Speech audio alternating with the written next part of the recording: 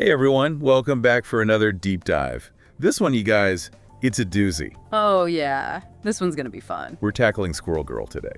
You know, going into this, I'll admit I had some preconceived notions about Squirrel Girl. Oh yeah, like what? Well, just that she's kind of this, this joke character. Like, a funny haha, but not really a serious hero. But you dug into the research for this one. I did, and wow, was I wrong. I know, right? So for this one, we've got a pretty good Wikipedia page on her. Yeah. A YouTube deep dive that you sent my way. It's great that YouTuber did a really good job covering her whole story, all the way from her, her early days to her more recent adventures. Exactly. And there are a lot of them, and they're all pretty wild. So our mission, Joe would choose to accept it, We have to. is to figure out who Squirrel Girl is, what makes her tick, and how in the world she went from, well, a squirrel-themed sidekick to this, cult favorite hero. Like, she's got serious fans. It's impressive, right? I mean, she's taken down some of the biggest villains in the Marvel universe and done it all while, staying true to herself. Right, staying positive, being super kind and understanding, and, yeah, talking to squirrels. And that's the thing, it's that positivity and that unwavering belief in everyone that really sets her apart, even villains. She sees the good in everyone. Okay, so let's start at the beginning. Doreen Green, that's our Squirrel Girl, was born in Canada. Yeah. Yeah, right. No. Anyway, she discovers her squirrely abilities at age 10. Talking to squirrels, super strength, agility, even a prehensile tail. The whole 9 yards. Oh, and don't forget those knuckle spikes. She's got those too. Oh, yeah. How could I forget the knuckle spikes? But here's the thing, and I know this might surprise some folks. She's not a mutant. Yeah, that's a common misconception. Yeah, it's not like some X gene thing going on. She was born with this unique genetic quirk that gives her all these squirrel-like powers. Which honestly is kind of refreshing, right? I mean, she's not bound by all the, the typical mutant storylines and angst and all that. Right, like she's her own thing. She's not defined by some tragic backstory or some, quest for acceptance. She's just Squirrel Girl, and she's awesome, just the way she is. I mean, she's happy, she's confident, she's powerful. What's not to love? Well, some villains might beg to differ. Speaking of which, she makes her grand debut at 14, and get this, she decides to ambush Iron Man. Of all the people to pick on. Right. I mean, you're a 14-year-old with squirrel powers, why not start small? But nope, she goes straight for the big leagues. And what's even funnier is that she wants to be Iron Man's sidekick. Which he politely declines, of course, Okay. citing her age as a slight obstacle. Yeah, but he does promise to put in a good word with the Avengers, for someday. It's classic superhero stuff, played for laughs, but it also sets the stage for her, her indomitable spirit. Like, nothing's going to stop her from being a hero. Even Iron Man telling her she's too young. But here's where things get a little strange. After that very public debut, she kind of disappears. For a decade. I know. A decade. It's like she went into squirrel hibernation or something. And then, poof, she's back. And this time, she's joined the Great Lakes Avengers. Oh yeah, the GLA. Now, for folks who might not know, they're like this sort of, off-brand version of the Avengers. More like the wacky cousins of the Avengers. Yeah. Definitely more on the comedic side of the superhero spectrum. Right. They're full of heart. They want to do good, but they're definitely not the A-list team. And that's kind of perfect for Squirrel Girl, don't you think? Oh, absolutely. I mean, she's powerful, don't get me wrong, but she also has this, this lightheartedness about her that fits perfectly with the GLA's vibe. Plus, it's with the GLA that we really start to see just how powerful she actually is. Like, we know she's strong, but then something happens that really changes things. You're talking about Monkey Joe, right? Oh yeah, Monkey Joe. Yeah. He's the GLA's, he's their squirrel sidekick. Kind of a counterpart to Tippy Toe, Squirrel Girl, Squirrel Buddy. Exactly. So Monkey Joe, he dies. And it's pretty tragic, especially for the team. But Squirrel Girl, she's devastated. And that's when we see her unleash her full fury on the villain Maelstrom. It's this pivotal moment that kind of hints at the depth of her power. It's like all that bubbly, happy-go-lucky energy gets focused into this laser beam of squirrel-powered rage. Yeah, it's intense. And it's after that she starts racking up some pretty impressive victories. And we're not just talking about, D-list villains. She takes down MODOK. Yeah, that giant floating head with a serious Napoleon complex. She beats Terrax, a herald of Galactus. Terrax, the guy who can, shatter planets. And then there's Thanos, the Mad Titan himself. She defeats Thanos. Off panel, granted, but still she defeats Thanos. Oh, I know, it's almost unbelievable, right? And then, get this, she turns down a SHIELD recruitment offer from Dum Dugan himself. Like, she basically says, thanks, but no thanks Yeah. to one of the most powerful organizations in the world. It's amazing. She's this ridiculously powerful being who can defeat cosmic villains, but she's also, incredibly humble and grounded. She doesn't need the fame or recognition. She just wants to do good. Right. It's like she's got this internal compass that guides her, and it's always pointing towards helping others and making the world a better place. Yeah. It's very inspiring. It's like she's saying that you don't have to be a part of some big organization or have a fancy title to make a difference. You just have to be true to yourself and do what you think is right. Well said. Now, fast forward a bit to the superhero civil war. Remember that whole thing? Yeah. Where the government wanted to register all superhumans. Oh, yeah. Big controversy. Lots of heroes picked sides. The lines were drawn. It was messy. Super messy. Yeah. But Squirrel Girl and the GLA, they just go along with it. No fuss, no complaints. It's like they're saying, okay, fine, if that's what you want, we'll do it. They're rule followers, but they're not naive. They're still fighting for what they believe in, just, within the system. It's a different approach, for sure. But then you've got her fangirl moments, which are just, adorable. She idolizes Speedball from the New Warriors. I remember that. She even uses Dr. Doom's time machine to try and help him, which naturally leads to some time travel shenanigans. Time travel and Squirrel Girl, name a more iconic duo. You can't. It's just a recipe for chaos and hilarity.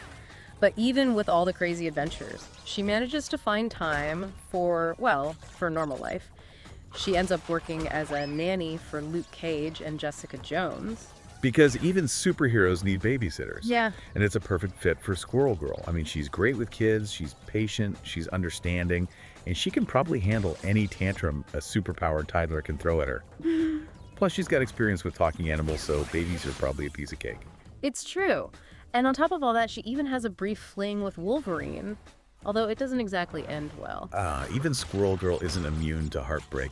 But that's what makes her so relatable, right? She's this incredibly powerful being who can take down Thanos, but she also deals with the same everyday struggles as the rest of us. It's that human touch, that vulnerability that makes her such a compelling character. It's like, she's not just some untouchable superhero. She's someone we can connect with, someone we can root for.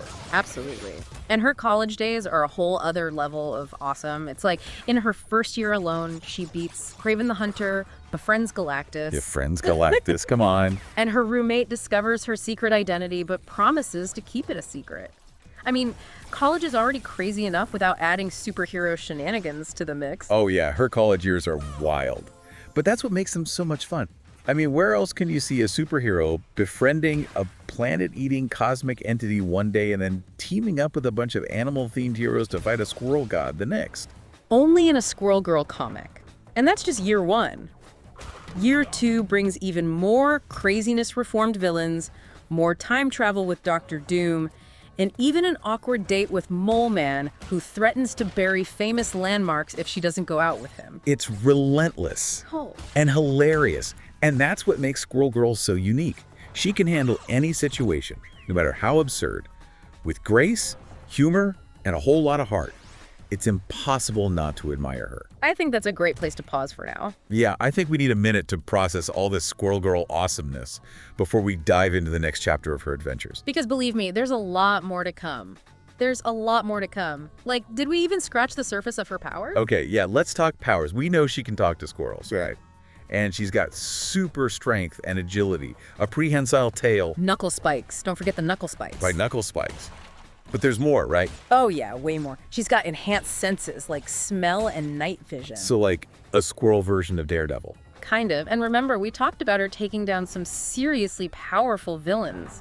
She even beat Wolverine in hand-to-hand combat. Wolverine. No claws, no healing factor, just pure squirrel-powered martial arts. Exactly. And that's not even mentioning her squirrel agility. It's this almost supernatural ability to move and react with insane speed and precision. She can dodge attacks, outmaneuver opponents. It's like she's always one step ahead. So she's not just strong, she's smart too. Yeah, and she's got those reflexes. It all adds up. And of course, she's got her trusty sidekick, Tippy Toe.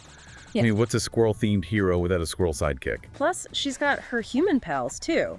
Nancy, her college roommate, who knows her secret identity. And keeps it secret. That's a good friend. For sure. And then there's Chipmunk Hunk and Koi Boy, her animal-themed hero team. Chipmunk, Hunk, and Koi Boy. Those names are amazing. Wait, Koi Boy, is he like a fish-themed hero? Yeah, he's got water-based powers. It's a whole thing. Okay, so clearly Squirrel Girl is not flying solo here. She's got a whole crew backing her up. Always. And they all bring something unique to the table, which makes for some pretty interesting team dynamics. And speaking of interesting, we got to talk about her villains. Oh, yeah. The Rogues Gallery. Where do we even begin? Well, there's Melissa Morback, who starts out as this philanthropist, this like super rich do-gooder. And then she turns evil. Why? Power, probably. The usual supervillain stuff. But she uses tech to control animals, which is kind of a cool twist. Yeah, not your average supervillain plot. Yeah. And then there's Ratata Score, the mythical squirrel god. Yeah. Like an actual god of squirrels. And he's a jerk, honestly. Like, he goes around trash-talking people in their sleep, So he's like the god of passive-aggressive squirrels. basically. And of course, we can't forget Dr. Doom. He's kind of obsessed with Squirrel Girl in a villainous, I must destroy her kind of way. Because she humiliated him early on, right? Yep. He got beat by a girl who talks to squirrels, and his ego has never recovered. It's kind of hilarious, actually. Yeah. Well, it's totally hilarious. But it also speaks to Squirrel Girl's, her ability to leave a lasting impression. Like, even Dr. Doom can't forget her. It's like she's got this reverse karma thing going on. She befriends cosmic entities, but she also attracts supervillains like flies to honey. Well, they do say you can't make an omelet without cracking a few eggs. Right. Or in this case, without defeating a few supervillains. Exactly. And speaking of Squirrel Girl's growing popularity, she's not just confined to comics anymore. Oh yeah, she's been in video games, cartoons. There was even almost a live action show. The new Warrior show, yeah. Yeah. It was going to star Milana Vaintrub, who's actually voiced Squirrel Girl in a few other projects. It's a shame it never got off the ground. I think she would have been perfect. I know. Fingers crossed that someone else picks it up. I mean, come on. A Squirrel Girl show. That's comedy gold. It would be amazing. Okay, so we've covered her origin story, her powers, her victories, her losses, her sidekicks, her enemies. What else is there to say about Squirrel Girl? Well, I think it all boils down to this. Why?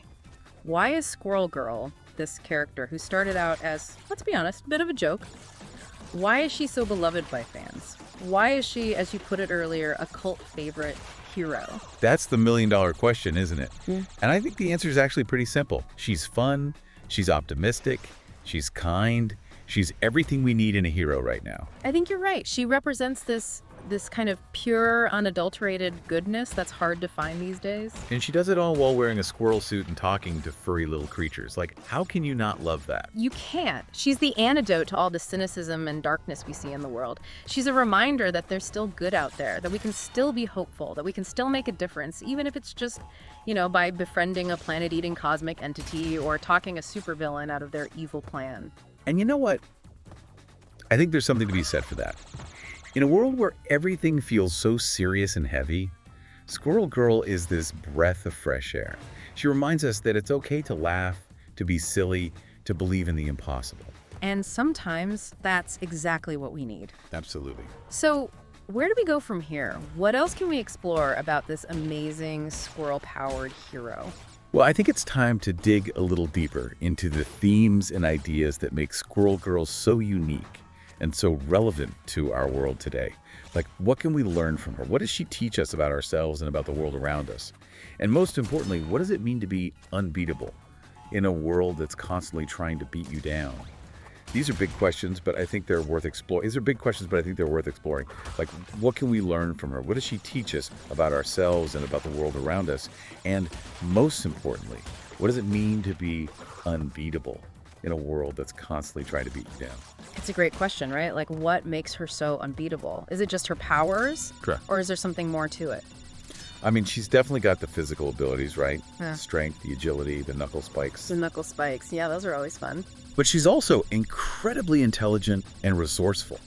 Like, she's always thinking 3 steps ahead, always coming up with these creative solutions that no one else would even think of. Remember how she defeated Dr. Doom that first time? I mean, think about it, Dr. Doom. One of the most brilliant and dangerous villains in the Marvel Universe. And she took him down with squirrels. Well, not just squirrels, but yeah, she used her knowledge of squirrel behavior, her understanding of their unique abilities to outsmart him.